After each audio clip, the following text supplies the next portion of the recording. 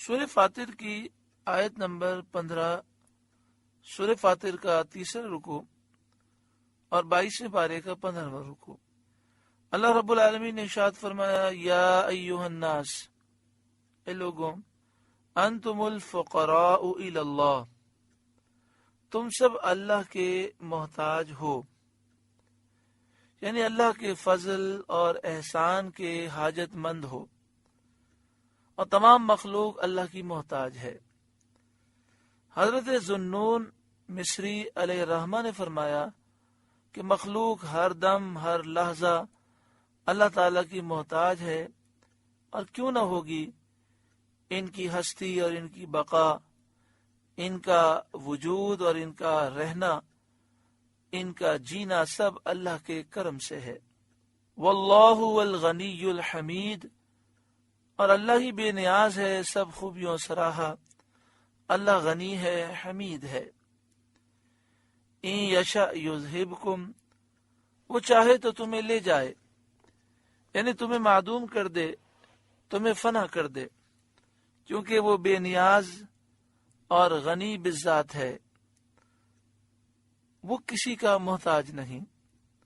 وَيَأْتِ بِخَلْقٍ جَدِيدٍ، اور نئی مخلوق لے آئے، بجائے تمہارے دوسری مخلوق پیدا کر دے جو فرمانبردار ہو، مطیع ہو۔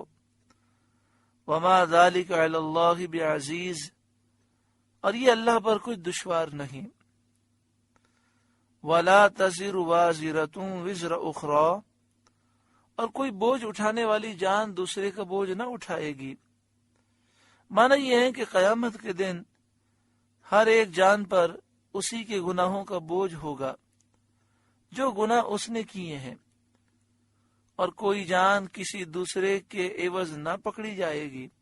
البتہ جو گمراہ کرنے والے ہیں، ان کے گمراہ کرنے سے جو لوگ گمراہ ہوئے، ان کی تمام گمراہیوں کا بوجھ ان گمراہوں پر بھی ہوگا اور ان گمراہ کرنے والوں پر بھی، جیسا کہ کلام کریم میں ارشاد ہوا، وَلَيَحْمِلُنَّ أَثْقَالَهُمْ وَأَثْقَالًا مَعَ أَثْقَالِهِمْ، اور ضرور بضرور وہ اپنے بوجھ اٹھائیں گے اور بوجھ اٹھائیں گے اپنے بوجھوں کے ساتھ، یعنی اپنے بوجھ بھی اٹھائیں گے، اور جن لوگوں کو انہوں نے گمراہ کیا اس گمراہ کرنے کا بھی بوجھ اٹھائیں گے، اور در حقیقت یہ ان کی اپنی کمائی ہے، دوسرے کی نہیں۔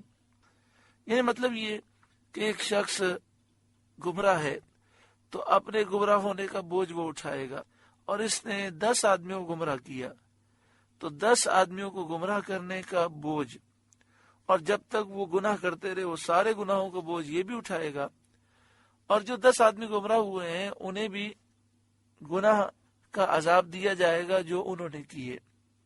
وَإِن تَدْعُ مُثْقَلَةٌ إِلَى حِمْلِهَا، اور اگر کوئی بوجھ والی اپنا بوجھ بٹانے کو کسی کو بلائے، لا يحمل منه شيء ولو كان ذا قربى، تو اس کے بوجھ میں سے کوئی کچھ نہ اٹھائے گا اگرچہ قریب رشتہ دار ہو، باپ یا ماں، بیٹا یا بھائی، کوئی کسی کا بوجھ نہ اٹھائے گا۔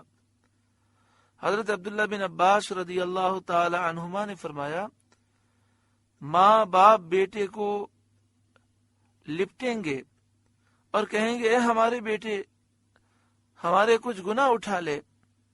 وہ کہے گا، میرے امکان میں نہیں، میرا اپنا بار کیا کم ہے، میں آپ کا بوجھ نہیں اٹھا سکتا، میرا خود اپنا بوجھ بہت زیادہ ہے۔ اس میں یہ درس دیا جا رہا ہے کہ لوگوں کی خاطر اپنے آپ کو برباد مت کرو، کل میدان محشر میں یہ دوست رشتہ دار تمہارا بوجھ نہیں اٹھا سکیں گے۔ انما تنذر الذین یخشون ربهم بالغیب، اے محبوب، آپ کا ڈر سنانا تو انہی کو فائدہ دیتا ہے جو بے دیکھے اپنے رب سے ڈرتے ہیں، وَأَقَامُوا الصَّلَاةَ، اور نماز قائم رکھتے ہیں، وَمَن تَزَكَّى، اور جو ستھرا ہوا، یعنی گناہوں سے بچا اور نیک اعمال کیے، فَإِنَّمَا يَتَزَكَّى لِنَفْسِهِ، تو اپنے ہی بھلے کو ستھرا ہوا، اس نیکی کا نفع وہی پائے گا۔ وَإِلَى اللَّهِ الْمَصِيرُ، اور اللہ ہی کی طرف پھرنا ہے۔ وَمَا يَسْتَوِي الْأَعْمَى وَالْبَصِيرُ، اور برابر نہیں اندھا اور دیکھنے والا، یعنی جاہل اور عالم برابر نہیں، کافر اور مومن برابر نہیں۔ وَلَا الظُّلُمَاتُ وَلَا النُّورُ، اور نہ اندھیریاں اور اجالا برابر ہے، یعنی کفر اور ایمان برابر نہیں۔ وَلَا الظِّلُّ وَلَا الْحَرُورُ، اور نہ سایہ اور نہ تیز دھوپ برابر ہے، یعنی حق اور باطل برابر نہیں، جنت اور جہنم برابر نہیں۔ وَمَا يَسْتَوِي الْأَحْيَاءُ وَلَا الْأَمْوَاتُ، اور برابر نہیں زندے اور مردے، یعنی مومنین اور کفار، علماء اور جاہل لوگ، یہ برابر نہیں۔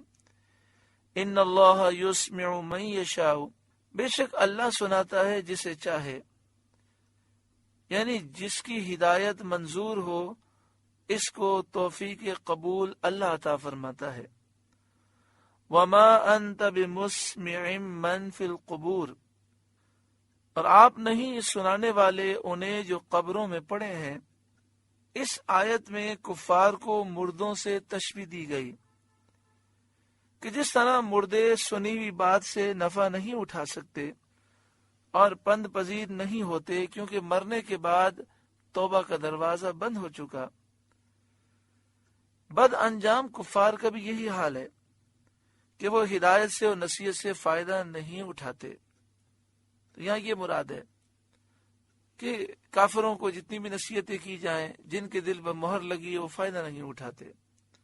اس آیت سے مردوں کے نہ سننے پر استدلال کرنا صحیح نہیں ہے، یعنی اس آیت کو پڑھ کے کوئی یہ سمجھے کہ مردے نہیں سنتے، یہ اس کا خیال غلط ہے، کیونکہ آیت میں قبر والوں سے مراد کفار ہیں نہ کہ مردے، اور سننے سے مراد وہ سننا ہے جس پر راہ یابی کا نفع مرتب ہو، وہ سننا جس کے سننے سے بندہ فائدہ اٹھائے اور ایمان لائے، ہدایت یافتہ ہو جائے۔